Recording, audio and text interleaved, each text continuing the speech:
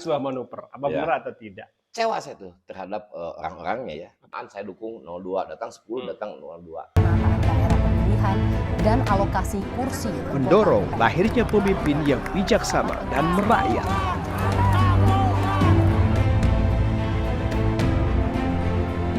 Ikatan Jurnalis Televisi Indonesia Koda Garut yang bangga mempersembahkan Challenge Politik Talent. Baik, Assalamualaikum warahmatullahi wabarakatuh. Pemirsa Challenge Politik Talent dimanapun Anda berada. Senang sekali, seperti biasa, sekali hadir menjumpai ruang visual Anda. Dan tentu saja bukan ruang hampa, karena selalu menghadirkan orang-orang yang penting di balik sebuah peristiwa ataupun kegiatan atau aktivitas yang didesain oleh yang bersangkutan. Kali ini spesial edisi karena terkait dengan Pilkada Kabupaten Garut atau pemilihan kepala daerah yang hanya menyisakan kurang dari hitungan jari ya di dalam hari. Saya menghadirkan sosok yang lagi-lagi kontroversial. Siapa gerangan? Saya akan menyapa salah satu kader senior di Partai Persatuan Pembangunan. Ada apa gerangan? Kita jumpai Haji Beben Ridwan. Assalamualaikum. Waalaikumsalam. Sampurasun. Rampes, Pak. Sehat, Ji. Alhamdulillah.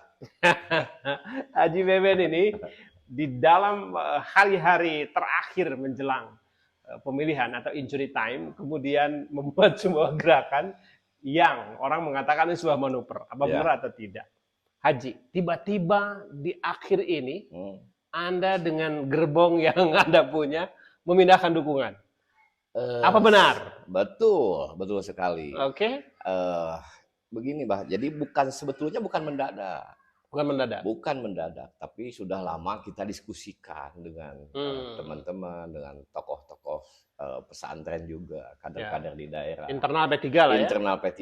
Kita sering berdiskusi lah, tiap kita ketemu ada satu pertemuan yang non formal lah, sebatas silaturahmi, diskusi bahwa ini adalah menjawab sebuah kegalauan. Kemarin itu adalah menjawab sebuah kegalauan yang terjadi di kalangan kader P3 itu sendiri.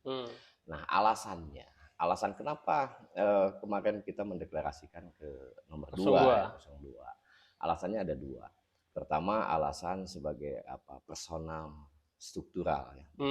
Karena Anda sebagian pengurus di DPC. Saya wakil ketua OKK.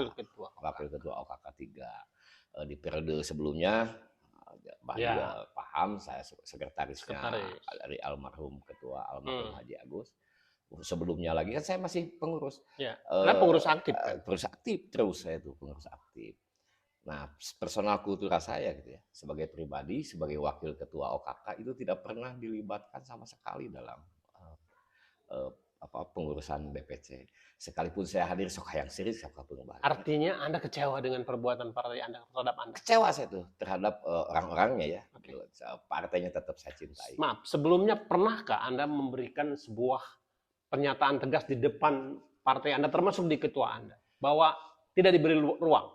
Oh, dari awal kepengurusan ini ada, kita rapat di DPC. Nah, kan saya itu harus memberikan masukan yang sangat jelas.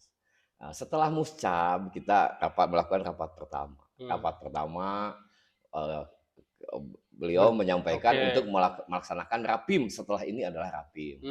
Nah, saya itu memberikan masukan. Mohon maaf, dalam tata urutan anggaran dasar rumah tangga, yang namanya setelah muscab itu adalah mukercab.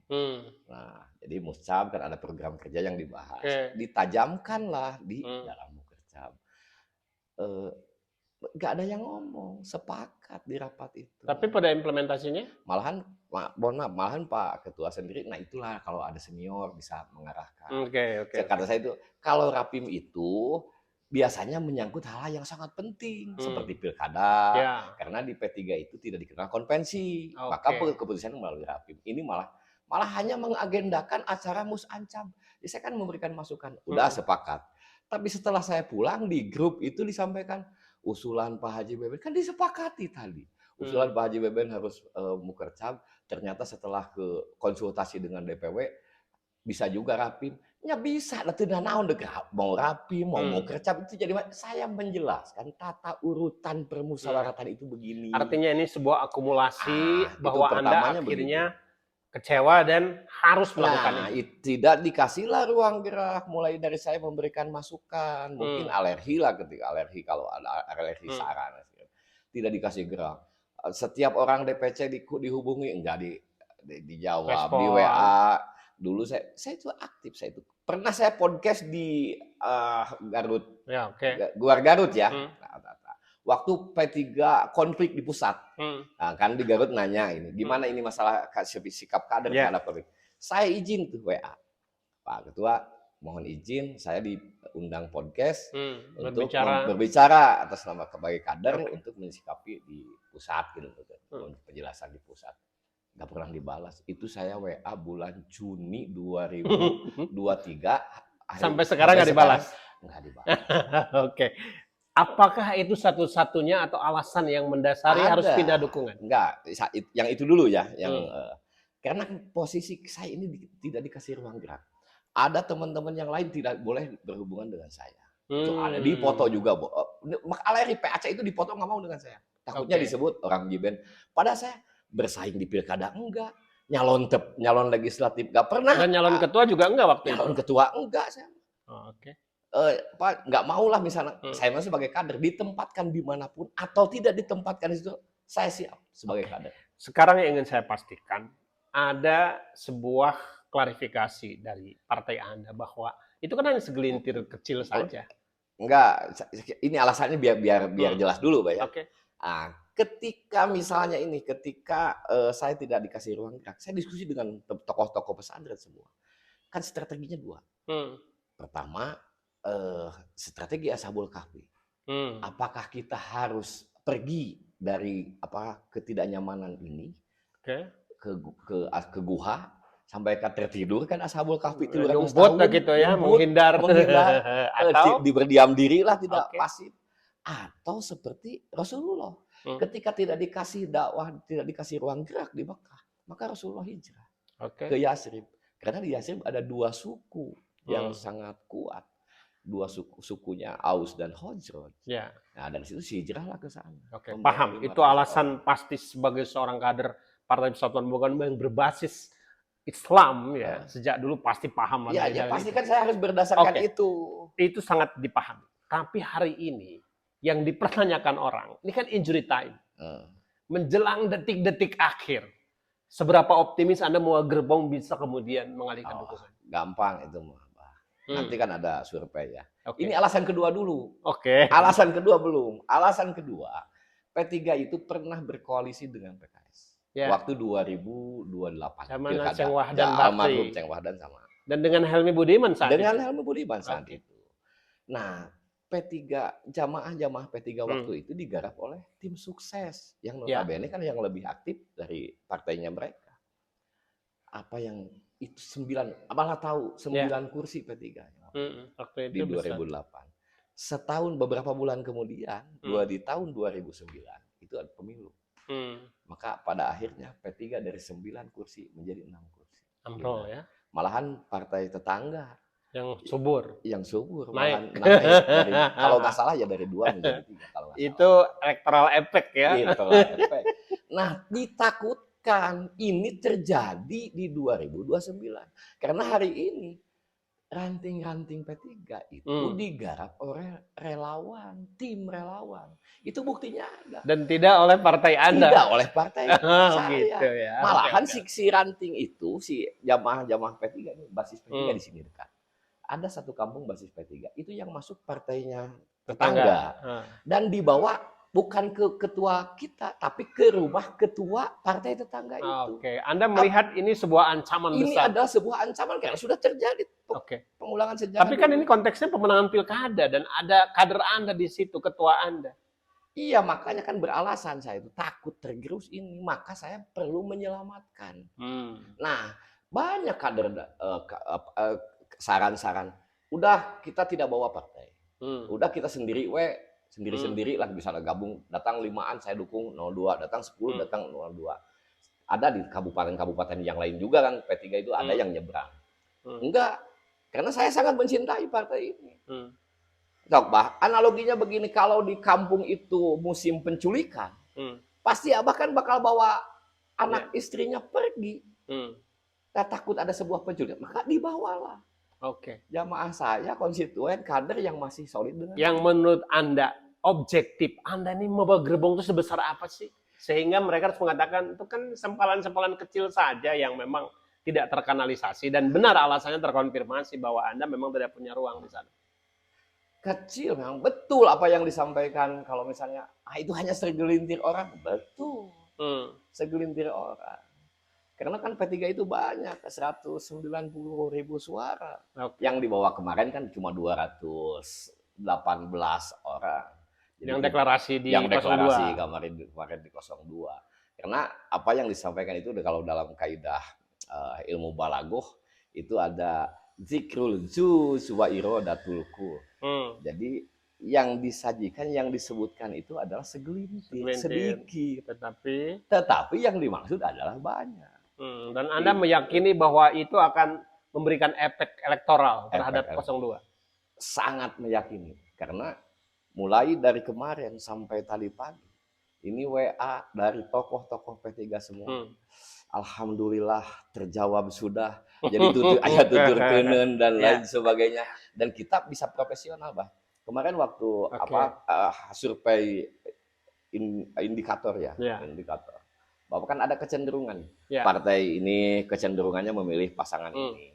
Nah, di P3, partai P3 itu bulan Oktober 45% itu mendukung 02. Nah, setelah deklarasi insya Allah di akhir saya akan pastikan 70%. Haji, sikap Anda ini kan beresiko soal struktur partai. Artinya Anda akan berhadapan dengan mahkamah partai, kemudian pengadilan partai yang memang secara positioning kan posisi juga bisa terancam karena dalam struktur ini kan ada aturan main di partai. Iya. Seperti apa Anda merespon itu? Saya ini sudah mempersiapkan segala sesuatunya dan akan saya pertanggungjawabkan di 2 mahkamah. Pertama mahkamah partai, yang kedua mahkamah robaniyah nanti di akhirat. Karena berpolitik itu bagi saya ibadah. Apapun yang dilakukan kan tetap ada pertanggungjawaban dari Allah Subhanahu wa taala.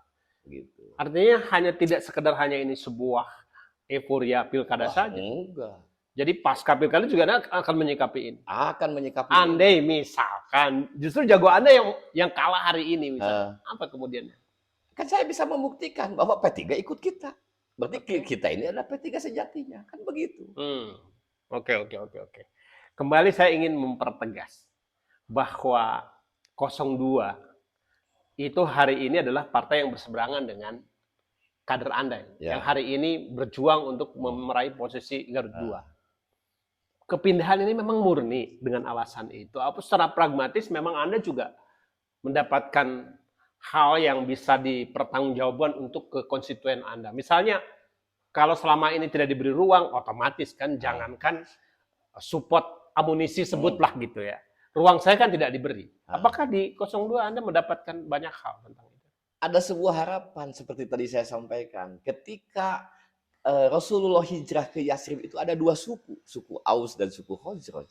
Maka Rasulullah itu dengan rombongannya itu disebut kaum muhajirin. Ketika Rasulullah hijrah sudah tidak ada lagi yang namanya Yasrib, sudah tidak berseteru lagi suku Aus dan Khazraj, tapi tergabung dalam 2 kekuatan besar, Muhajirin dan Ansor. Mungkin saya menempatkan Muhajirin. 02 itu seperti Ansor. Jadi saya ini adalah yang memperjuangkan kebenaran. Anggaplah begitu Muhajirin. Ansor itu adalah yang menolong kebenaran. Maka dalam kaidah sholawat, kan saya tijani sholawat itu ada nasiril haqi bil haqi. Nulungan bener, kucaranu bener. Tak gitu. Jadi Muhajirin anu memperjuangkan bener ditulung kucaranu bener. Maka akan ada sebuah tawaju, tasamu. Kan begitu. Ini waktunya kan tidak terlalu panjang. Ini hanya menyisakan kurang dari 4 hari. Saya yakin begini Mbak. Dengan terjadinya saya pindah ke 02, kan di sana ada cerminan 2 golongan besar. Partai nasionalis dan partai berbasis Islam. Ya, gemuk ya, koalisi gemuk. Koalisi gemuk. Kan untuk mengurus Kabupaten Garut ini harus banyak orang. Ya. Yang kedua, bingkai NKRI ini kan kalau di sana kan lebih ke yang lebih besarnya kan PKS dan P3. Kan di sini bisa. Kan di Garut itu ada Konghucu juga, Ya. ada apa agama-agama saudara-saudara kita yang dari agama Nasrani kan perlu pensikapan juga dari pemerintah. Nah, warna inilah yang saya datang ke sini akan memberikan sebuah warna. Pertanyaan beberapa teman Anda yang berseberangan dengan pola pikir Anda. Kunaon sih di akhir pisan geus mepet atau cik bere waktu tetsun sabulan atau 2 minggu lah gitu supaya memang kan likuli sayin ajal. Jadi segala sesuatu itu ada ajal. Ajal itu kalau di politik itu timing. Sudah saya perhitungkan. Jadi saya tuh sering nonton bola dulu ya. Di MU, Manchester United. Jadi Michael Owen itu di 5 menit terakhir itu main. Injury time. Tapi dia itu golnya bagus. Malahan pernah top skor juga. Apa sesungguhnya yang Anda harapkan dengan 02 ini? Dalam implementasinya ketika memang nanti memimpin Garut. Harapannya banyak. Pertama kan untuk mengurus banyak orang, Garut ini 2,5 juta lebih lah penduduk. Itu harus banyak orang yang memikirkan, tidak bisa oleh 1-2 orang. Yang kedua, saya akan memberikan sebuah keyakinan penjelasan terhadap kader P3 di daerah bahwa ya 02 lah memberikan ruang, memberikan ini. Mari kita membangun Garut ini dalam konteks nanti untuk suksesi P3 ke depan. Kan kepemimpinan berakhir. Semua paham. Partai. Kemudian apakah Anda juga tidak melihat bahwa betapa sesaknya di 02 ini dengan koalisi gemuk? Di situ kan partai-partai yang besar-besar sudah bercokol. Artinya kalaupun juga berperan serta kan sangat kecil peluangnya untuk bisa mendapatkan porsi yang luas. Bukan masalah porsi dan porsi seperti itu ya. Justru saya itu melihat bahwa besarnya ini besarnya partai koalisi ini adalah besar juga manfaatnya. Jadi besar juga kinerjanya. Anda merasa ini adalah sebuah proses pembangkangan dalam partai? Enggak. Apa yang Anda narasikan? Karena kan mereka juga kan membangkang partai. Itu proses pilkada itu tidak pengusungan calon wakil bupati dan wakil bupati dari P3 itu tidak menjalankan PO nomor 13. Versi Anda ya? Bukan versi saya. Tapi kan faktanya ini sudah berjalan mereka itu. Iya, artinya ada restu dari pusat. Shortcut. Tidak melalui proses. Mereka kan harus ada penjaringan dulu dan lain sebagainya. Gitu. Yang pada akhirnya DPP itu kan kami surat dari DPC sampai ke DPW rekomendasi. Kan hanya tahu apa yang disampaikan oleh DPW. Ya udah direkomendasi, ya udah ini. Pasca deklarasi, adakah teguran dari partai Anda? Ke Anda sendiri misalnya dari teman-teman di Garut atau dari DPW? Secara langsung enggak. Tapi Anda merasa bakal ada? Enggak. Biasa-biasa? Biasa-biasa aja. Biasa-biasa aja. Bagi saya biasa-biasa saja. Pemirsa, saya ingin mereview sedikit Beben Ridwan ini. Haji Beben ini memang termasuk kategori senior. Dia adalah pewaris gerbong di P3 itu. Yang kita paham karena P3 adalah kalau melihat dari akar perjalanan partainya adalah Pusi 73 yang memang merupakan gabungan dari semua komponen partai politik yang bermuara di sana. Haji Beben ini memang dari unsur Nahdlatul Ulama. Saya? Ya, dari NU tuh unsurnya di P3 itu. Dulu, dari kan pusinya. Jadi Anda berangkat dari situ. Memang salah satu gerbong yang cukup besar dan berpengaruh sebenarnya di P3. Tidak heran kalau pada akhirnya pemandangan ini muncul. Terakhir, Haji. Apa kemudian yang akan Anda yakinkan kepada masyarakat secara luas bahwa gerbong Anda di P3 hari ini benar dengan sikap Anda? Saya meyakinkan jangankan ke kader partai itu sudah selesai, sudah berdiskusi panjang. Saya sudah berkunjung ke beberapa tempat. Saya itu ke masyarakat Garut juga. Saya harus bisa meyakinkan bahwa pilihlah 02 karena 02 itu Pak Sakur ya. Pak Sakur itu putra terlahir dari Ibu Profesor Hajah Ummu Salamah. Ibunya Ummu Salamah itu Raden Hajah Atikah. Raden Hajah Atikah itu binti Kiai Haji Kurtubi, Ayang Kurtubi di pesantren Pangkalan. Ayang Kurtubi bin Kiai Haji Sapaini.